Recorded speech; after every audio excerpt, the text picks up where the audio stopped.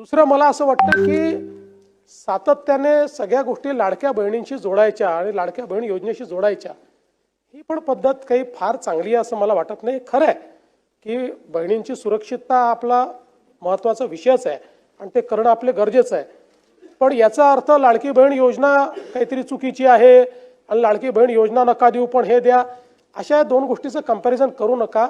या महाराष्ट्रातल्या 2.5 कोटी लाडक्या बहिणींनी योजना स्वीकारलेली आहे, ती त्यांच्या जवळची योजना आहे, त्यामुळे ती योजनाही ठेवू आणि महिला सुरक्षिततेकरताही जास्तीत जास्त प्रयत्न हे आपण या ठिकाणी निश्चितपणे करू, हेही मी ताईंना सांगतो.